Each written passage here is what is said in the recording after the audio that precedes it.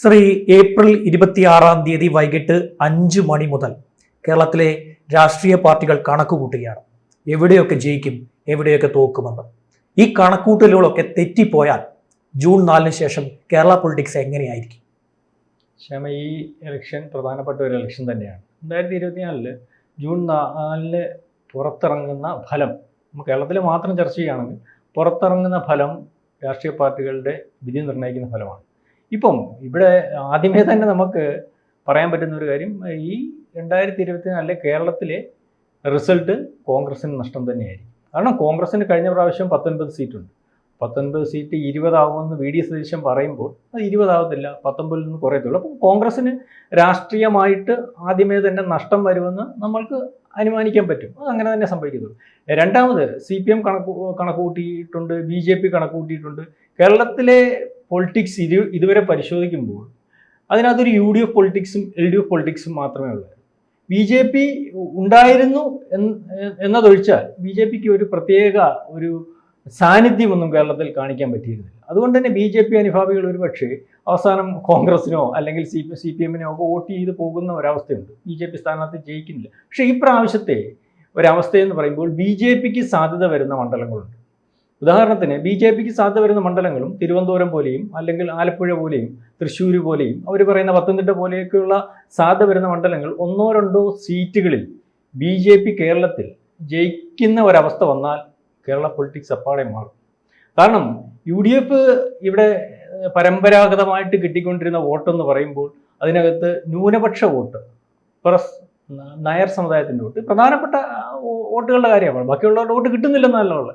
LDF-ന് പട്ടിക അല്ലെങ്കിൽ പട്ടിക വിഭാഗക്കാരുടെയും ഈഴവ വോട്ടിൻ്റെയും ഒരു, അത് ഹിന്ദു പാർട്ടിയാണ് LDF. ആ ഒരു വോട്ടിംഗ് പാറ്റേണിനകത്ത് വ്യത്യാസം വരും. BJP കിട്ടിക്കൊണ്ടിരിക്കുന്ന വോട്ടെന്ന് പറയുമ്പോൾ ഹിന്ദു വോട്ടുകൾ മാത്രമായിരുന്നു.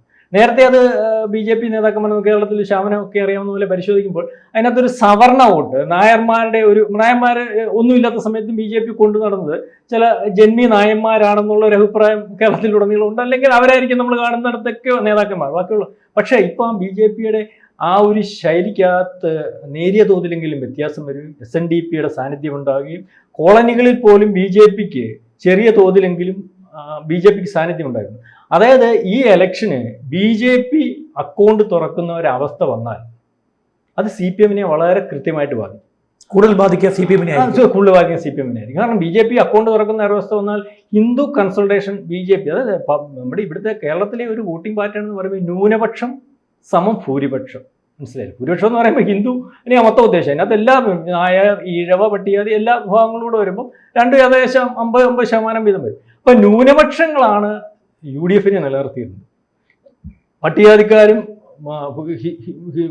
ഭൂരിപക്ഷം അല്ലെങ്കിൽ SNDP വോട്ടുകൾ 15%, 26% വരുന്ന SNDP-ക്കകത്തൊരു 15%, 16% വോട്ട് LDF-ന് തന്നെ കിട്ടിക്കൊണ്ടിരുന്നതാണ്. പിന്നെ ബാക്കി എല്ലാ വോട്ടും വരും. നമ്മൾ പറയുന്ന കൂടുതൽ വോട്ട് കിട്ടുന്ന ഒരവസ്ഥയാണ്.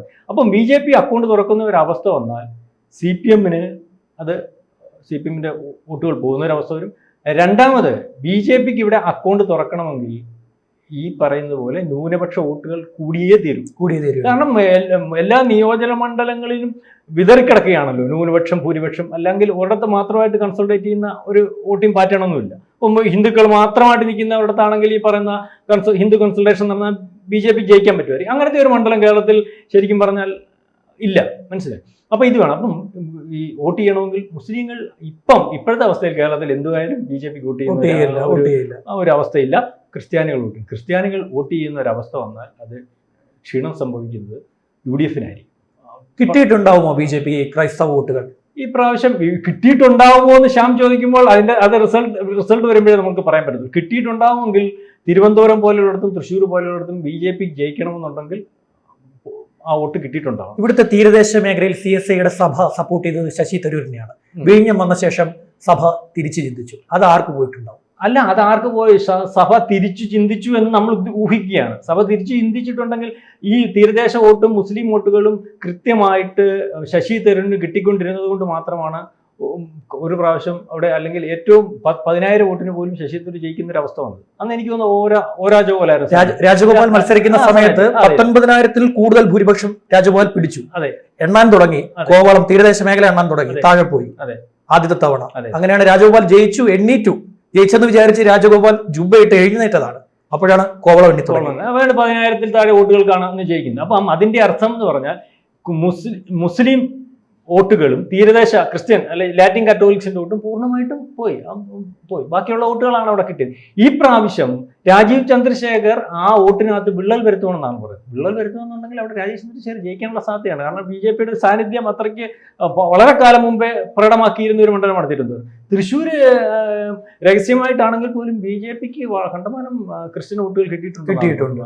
അതായത് വിചാരിക്കുന്നതിനപ്പുറം ചിലരൊക്കെ പറയുന്നത് എനിക്ക് എത്രത്തോളം എന്ന് അറിയത്തില്ല, വളരെ വലിയ ഭൂരിപക്ഷത്തിൽ സുരേഷ് ഗോപി ജയിക്കും എന്നുള്ള ഒരു അവസ്ഥയാണ് വരുന്നത്. ഈ പോലീസിനെ കൊണ്ടൊരു കണക്കെടുപ്പിച്ചിട്ടുണ്ട് സർക്കാർ. പോലീസ് ചെയ്യേണ്ട പണിയല്ല, പക്ഷെ എല്ലാ പ്രാവശ്യവും പോലീസിനെ കൊണ്ട് ഇത് ചെയ്യിക്കാറുണ്ട്. UDF ജയിച്ചിട്ടുണ്ട്, LDF ജയിച്ചിട്ടുണ്ട്. ഇത്തവണ ജയിച്ചപ്പോൾ തിരുവനന്തപുരവും തൃശ്ശൂരും ജയിക്കുമെന്നാണ് പോലീസ് പറയുന്നത്. തിരുവനന്തപുരം തൃശ്ശൂരും ജയിക്കും. അതിനുള്ള സാധ്യത കാണുന്നുണ്ട്. രണ്ടാമത് പിന്നെ നമ്മൾ പരിശോധിക്കും, കേരളത്തിലെ ഏറ്റവും വലിയ പാർട്ടി ഇപ്പോഴും CPM തന്നെയാണ്. സംഘടനാ സംവിധാനം ഉള്ളതും CPM-നാണ്. കോൺഗ്രസിന് സംഘടനാ സംവിധാനം പണ്ടുമില്ല. പണ്ടുള്ളതിന്റെ ഒരു 10% പോലും ഇപ്പോഴില്ല. കോൺഗ്രസ് പണ്ട് തൊട്ടേ ജയിച്ചുകൊണ്ടിരിക്കുന്നതെന്ന് പറഞ്ഞാൽ അവർക്ക് ഈ ഫിക്സഡ് ആയിട്ടുള്ള കുറെ വോട്ടുകളുണ്ട്. ഫിക്സഡ് ആയിട്ടുള്ള കുറെ വോട്ടുകൾ എന്ന് പറഞ്ഞാൽ നമ്മൾ പൊതുതരത്തിൽ ആ വോട്ടുകളെ കാണാറില്ല. കാരണം സമ്പന്ന വോട്ടുകൾ എന്ന് പറയും. നായർ കമ്മ്യൂണിറ്റിയിലെ വലിയ വിഭാഗത്തിൽ വരുന്ന അവരുടെ വീടുകളിൽ തന്നെ ഇരിക്കും. ക്രിസ്ത്യൻ വിഭാഗത്തിൽ ഉള്ള വോട്ടുകൾ, ഈ വോട്ടുകളുടെ അല്ലെങ്കിൽ അതിന്റെ ഒരു കാലം ആ ഒരു പണ്ട് ഇപ്പോൾ തന്നെ സ്വാതന്ത്ര്യം കിട്ടിയിട്ട് നമ്മൾ ഈ പറയുന്ന 75 കൊല്ലമായി. അതായത് ഒരു പഴയ ഒരു വോട്ടർമാരുണ്ടല്ലോ, ഈ ഞങ്ങൾ ജന്മനാ കോൺഗ്രസ് അല്ലെങ്കിൽ ആ ഒരു വോട്ടുകളുടെ ഒരു കാലം കഴിഞ്ഞു പോകുന്ന ഒരു അവസ്ഥ. ഇപ്പം യുവജനങ്ങളുടെ അവരുടെ മനോഭാവത്തിനകത്ത് വ്യത്യാസം വന്നിട്ടില്ലയോ എന്നുള്ള കാര്യമൊക്കെ പിന്നെ നമുക്ക് പരിശോധിച്ചാൽ പറയാനൊക്കെ. CPM പോലെ ഒരു കേഡർ സ്വഭാവമുള്ള രാഷ്ട്രീയ പാർട്ടിയുടെ കൃത്യമായ വോട്ട് ഘടനയിലേക്ക് BJP കടന്നു കയറിയാൽ കേരളത്തിലെ ഏത് നേതാവിന്റെ ഫ്യൂസ് വരും? അല്ല, ഏത് നേതാവിന്റെ എന്നുള്ളതല്ല. CPM-ന് അങ്ങനെ പ്രത്യേകിച്ച് ഒരു നേതാവിന്റെ ഫ്യൂസ് എന്ന് വെച്ചാൽ നിങ്ങൾ പറഞ്ഞ CPM-ന്റെ ഹിന്ദു പാർട്ടിയാണ്, അതിന്റെ കൃത്യമായ വോട്ടെന്ന പട്ടികജാതിക്കാരന്റെയും SNDP-യുടെ വോട്ടാണ്. SNDP-യുടെ വോട്ടെന്ന് പറയാം SNDP-ക്കാരൻ്റെ നമ്മുടെ പിണറായി സാഹു ഉൾപ്പെടെ പറയാൻ മനസ്സിലല്ല. അദ്ദേഹം മാത്രമേ ഉള്ളൂ. ബാക്കിയുള്ള എല്ലാം ഭൂരിപക്ഷം വരുന്നതിനകത്ത് നായർമാരാ മന്ത്രിമാര്. അപ്പൊ അങ്ങനെയല്ല, ഒരു പാർട്ടിയെ നിലനിർത്തിയിരിക്കുന്ന ബേസ് വോട്ടുകളുടെ കാര്യമാണ് ഞാൻ പറഞ്ഞത്. പിന്നോക്ക വിഭാഗത്തിൽ വരുന്ന വോട്ടുകൾ അതിനകത്ത് SNDP-യും വരുന്നുണ്ടല്ലോ. കാരണം സാധാരണക്കാരൻ്റെ ഒരു പാർട്ടി അല്ലെങ്കിൽ അത്താണിക്ക് വേണ്ടിയുള്ള ആ ഒരു പാർട്ടി സംവിധാനം, ഈ പാർട്ടിക്കകത്തു നിന്ന് ഈ പാർട്ടിയുടെ ഇപ്പോഴത്തെ ഒരു അവസ്ഥ അല്ലെങ്കിൽ ഇപ്പോഴത്തെ ഒരു പോക്ക് നിലനിൽപ്പിന് വേണ്ടി മുസ്ലിം പ്രീണനം നടത്തി മുസ്ലിങ്ങളെ കൂടെ നിർത്താൻ ശ്രമിക്കുമ്പോൾ ഹിന്ദുക്കൾക്ക് അതിനകത്ത് ഒരു വിരക്തി തോന്നുകയും ഹിന്ദു വോട്ടർമാർ ആ പാർട്ടിയെ കൈവിടാൻ തുടങ്ങിയാൽ, അത് SNDP പോലെയുള്ള ഹിന്ദു വോട്ടർമാർ ആ പാർട്ടിയെ കൈവിടാൻ തുടങ്ങി, പട്ടികജാതിക്കാർ കൈവിടാൻ തുടങ്ങിയാൽ ആ പാർട്ടി പാടെ ഒലിച്ചു പോകും. കാരണം ത്രിപുരയിൽ സംഭവിച്ചിരുന്ന 27% വരുന്ന ആദിവാസി വോട്ടുകളാണ് ഒലിച്ചു പോയത്. പാർട്ടി പാടെ ഒലിച്ചു പോയി. നമ്മളീ പറയുമ്പോൾ ഇവിടെ ഒരു നേതാവ് അപ്പുറത്ത് പോയി അല്ലെങ്കിൽ കോൺഗ്രസ് നേതാവ് അപ്പുറത്ത് പോകുന്നു, അപ്പൊ അവിടെ പാർട്ടി ഉൾപ്പെടെ ഒലിച്ചാ പോകും. പാർട്ടി ഓഫീസ് വരെ പോയി. പശ്ചിമബംഗാളിൽ പോയി ത്രിപുര. അപ്പൊ പശ്ചിമബംഗാളിലെ ഹിന്ദു വോട്ടുകളുടെ ഒരു കുറവാണ് അവിടെ സംഭവിച്ചത്. ഞാൻ അപ്പൊ പറയുന്നത് ഇവിടെയും അത് ഈ പീഡനം നമ്മൾ നടത്തുമ്പോൾ ചിന്തിക്കാതെ പോയി കഴിഞ്ഞാൽ അത് നമ്മൾ വിചാരിക്കും നമ്മുടെ കയ്യിലിരിക്കുന്നത് അവിടെ നിൽക്കുമെന്ന്. അതങ്ങനെ നിൽക്കണമെന്നില്ല. കാരണം ഞാൻ നേരിൽ കണ്ട ഒരു കാഴ്ച പറയാം. നമുക്ക് ഇവിടെ നിന്ന് നമ്മളിപ്പോൾ ഇരിക്കുന്ന സ്ഥലത്ത് നിന്ന് ഏതാണ്ട് ഒരു 6 കിലോമീറ്റർ സഞ്ചരിച്ചാൽ രാജാജി കോളനി എത്തും. അതായത് ചെങ്കൽച്ചൂള പഴയ CPM-ന്റെ വലിയ കോട്ടയാണ്. അവിടെ ഇപ്പോൾ BJP-ആണ് ഭൂരിഭാഗം. അതെ, അത് BJP-ആണ്.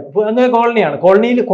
കോളനികളായിരുന്നു ഒരു കാലത്ത് CPM-നെ പിടിച്ചു നിർത്തുന്നത്. കോളനികളിൽ ആർക്കും കയറാൻ പറ്റാത്ത അവസ്ഥ. കാരണം വേറൊരു രാഷ്ട്രീയ പ്രചരണം നടത്താൻ പോലും കയറാൻ പറ്റാത്ത അവസ്ഥയിൽ കോളനികൾ CPM-ന്റെ കയ്യിലായിരുന്നു. ഒതുകെട്ടാൻ പോലും പറ്റത്തില്ല. അപ്പൊ ആ കോളനികൾ കൈവിട്ട് തുടങ്ങിയിരിക്കുന്ന ഒരു അവസ്ഥ, അത് അപകടകരമായ ഒരു അവസ്ഥയാണ്. പറഞ്ഞു മനസ്സിലായി. അതിനകത്ത് പല കാര്യങ്ങളുണ്ട്. പാർട്ടി കൃത്യമായിട്ട് ശ്രദ്ധിച്ചില്ലെങ്കിൽ 65% വോട്ടുണ്ടായിരുന്ന പശ്ചിമ ബംഗാളിൽ 2% വോട്ട് കുറഞ്ഞപ്പോൾ സഖാക്കൾ പരിശോധിക്കാൻ പറഞ്ഞപ്പോൾ പിന്നെ പരിശോധിക്കാൻ വന്നു. പിന്നെ അടുത്ത ഇലക്ഷൻ 2% കുറഞ്ഞു. അവസാനം പാർട്ടി പരിശോധിച്ചത് 19% വോട്ടിലേക്ക് വന്നപ്പോഴേ പിന്നെ പരിശോധിച്ചിട്ട് കാര്യമൊന്നുമില്ല. പിന്നെ നമുക്കില്ല, പ്രഷർ കുറയുന്നല്ലോ. പ്രഷർ 30 താഴെ പോയാൽ പിന്നെ ആള് ജീവിച്ചിരിക്കത്തില്ല, പിന്നെ കയറ്റാൻ പറ്റത്തില്ല. അതിന് മനസ്സിലാക്കി നമുക്ക് പോലെ നിന്ന് പ്രഷർ കയറ്റാൻ. പക്ഷേ ഈ തിരിച്ചറിവ് കേരളത്തിലെ നേതാക്കൾക്കുണ്ടോ? ഉണ്ടായിരിക്കുമല്ലോ. നമ്മളെക്കാട്ടിലൊക്കെ ചിന്തിക്കാനും അല്ലെങ്കിൽ ചിന്താശേഷിയും കഴിവും പ്രാപ്തിയും ഒക്കെയുള്ള നേതാക്കന്മാരായിരിക്കുമല്ലോ എല്ലാ രാഷ്ട്രീയ പാർട്ടികൾ. അല്ലെങ്കിൽ ആ തലത്തിലൊന്നും ഒരു രാഷ്ട്രീയ പാർട്ടിയുടെ നേതാക്കന്മാരോ അല്ലെങ്കിൽ നയിക്കാനോ ഒന്നും ചുമ്മാതെ ചെന്ന് എത്തിച്ചേർന്നില്ല.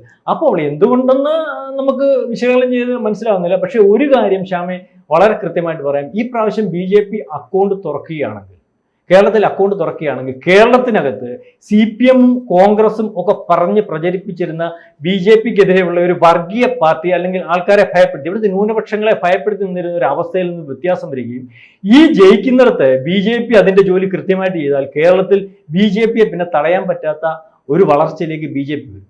ഇങ്ങനെ വരുന്നു കഴിയുമ്പോൾ BJP-ക്ക് വളരണമെങ്കിൽ ഇവിടെ ഏതെങ്കിലും ഒരു ന്യൂനപക്ഷത്തിന്റെ ആനുകൂല്യം വേണം. അതിന് BJP ഇപ്പൊ ശ്രമിച്ചുകൊണ്ടിരിക്കുന്നത് ക്രൈസ്തവ വോട്ടുകൾ. ആ ക്രൈസ്തവ വോട്ടുകളെയും ബാക്കി മൊത്തത്തിൽ വന്നില്ലെങ്കിലും ഒരു 10-30% വരുന്ന ഹിന്ദു വോട്ടും കൂടെ ചേർന്നാൽ കേരളത്തിലുടനീളം BJP-ക്ക് കൃത്യമായ ഒരു രാഷ്ട്രീയ തേരോട്ടം നടത്താൻ സാധിക്കും. അത് ഒരു പക്ഷേ ഈ ജൂൺ 4-ന് ശേഷം കേരളത്തിൽ നമ്മൾ പറയുന്നത് പോലെ CPM-ന് സംഭവിക്കുന്നതിനെക്കാട്ടിൽ കൂടുതൽ അപക്ഷയം സംഭവിക്കാൻ പോകുന്നു അല്ലെങ്കിൽ പാളിച്ച വരാൻ പോകുന്ന കോൺഗ്രസിന് തന്നെയായിരിക്കും. കാരണം ഹിന്ദു വോട്ടുകൾ ഒന്നടങ്കം നായർ വോട്ടുകളും അല്ലെങ്കിൽ മുന്നോക്ക വോട്ടുകൾ പ്ലസ് ഈ ക്രിസ്ത്യാനികളുടെ വോട്ടുകൾ വരും. അതിനകത്ത് SNDP-യുടെയും പട്ടികജാതിക്കാരൻ്റെയും ഒക്കെ വരും. അതിന് ശതമാനം കുറവ് വരും. പിടിച്ചു നിർത്താനൊക്കെ CPM-ന് ഇന്നത്തെ സംഘടനാ സെറ്റപ്പ് നേരത്തെ അത്രയും വലുതെങ്കിൽ അല്ലെങ്കിൽ പോലും സാധിക്കും. പറഞ്ഞാൽ ഇപ്പോൾ സ്ഥാനാർത്ഥി നിർണ്ണയമൊക്കെ ശ്യാം നോക്കിയാൽ മനസ്സിലാവും. കൃത്യമായ സ്ഥാനാർത്ഥികളെയാണ് CPM ഇപ്രാവശ്യം നിർത്തുന്നത്. അതിനകത്ത് ഈ നമ്മുടെ മാധ്യമങ്ങൾ ചർച്ച ചെയ്യുന്ന പോലെ അവരെ ഒതുക്കാനും ഇവരെ ഒതുക്കാനും ഒന്നും ചെയ്തതല്ല. ശശികല ടീച്ചറിനെ അവിടെ സ്ഥാനാർത്ഥിയാക്കിയെന്ന് പറഞ്ഞാൽ അത്രയും ജനസമ്മതിയുള്ള ഒരാളിനെ വേറെ ഇല്ല. മാത്രമല്ല അവർക്കൊരു നാളെ കാലത്തേക്കുള്ള ഒരു ഇതും എൻട്രി കൂടെ കൊടുത്താൽ 2 പ്രാവശ്യം മത്സരിച്ചു, 3-ാമതിനി മത്സരിക്കാൻ പറ്റത്തില്ല. പറഞ്ഞു മനസ്സിലായി. അപ്പം ലോക്സഭയിലാക്കി കഴിഞ്ഞാൽ അവർ വീണ്ടും 5 കൊല്ലം അവർക്ക് വരാൻ സാധിക്കും. അങ്ങനെ കൃത്യം. അതുപോലെ രാധാകൃഷ്ണനെ, രമ്യ ഹരിദാസിനെ അവിടെ ജയിക്കാൻ പറ്റാത്ത ഒരു സ്ഥാനാർത്ഥിയെ കണ്ടെത്തി കൊടുക്കുകയാണ്. ഇപ്പം ആറ്റിങ്ങൽ ജോയി ഒരു നല്ല ജനപ്രതിനിധിയാണ്, പ്രകാശൻ. അപ്പൊ എല്ലായിടത്തും അവർ അതേ രീതിയിൽ സ്ഥാനാർത്ഥികൾ വളരെ കൃത്യമായ എന്തൊക്കെ പാളിച്ച് നമ്മൾ പറയുമ്പോഴും അല്ലെങ്കിൽ മാധ്യമങ്ങൾ ചർച്ച ചെയ്യുമ്പോഴും ഇപ്പോഴും കാര്യങ്ങൾ കൃത്യമായിട്ട് ഓടിച്ചുകൊണ്ട് പോകാനും അതിന്റെ സംഘടനാ സെറ്റപ്പ് അതേ രീതിയിൽ ഡെവലപ്പ് ചെയ്ത് നിർത്താനും CPM ശ്രമിക്കുന്നുണ്ട്. പക്ഷെ അത് പണ്ടത്തെ പോലെ അത്രത്തോളം ആവുന്നില്ല. പിന്നെ ഈ ആരോപണങ്ങളും അല്ലെങ്കിൽ നേതാക്കന്മാരുടെ ജാഗ്രത കുറവും കൊണ്ടൊക്കെ പാർട്ടിക്ക് നാളെ എന്ത് സംഭവിക്കും എന്ന് പറയാനും പറ്റത്തില്ല.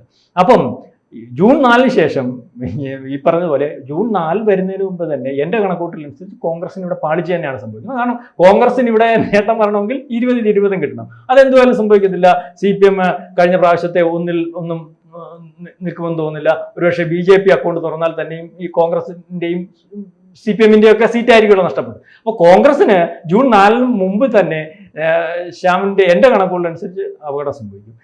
BJP ഇവിടെ അക്കൗണ്ട് തുറന്നാൽ നാളെ ജൂൺ 4-ന് ശേഷം CPM-ന് സംഭവിക്കുന്നതിനെക്കാട്ടി കൂടുതൽ അപകടം കോൺഗ്രസിന് കേരളത്തിൽ സംഭവിക്കും. അതിന് കാരണം കോൺഗ്രസിന്റെ വോട്ടുകളായിരിക്കും നഷ്ടപ്പെടാൻ പോകുന്നത്. എന്തുവായാലും ജൂൺ 4-ന് ശേഷം BJP അക്കൗണ്ട് തുറക്കുന്ന ഒരു അവസ്ഥ വന്നാൽ കേരളത്തിൽ രാഷ്ട്രീയത്തിൽ വളരെ വലിയൊരു വ്യത്യാസം വരും.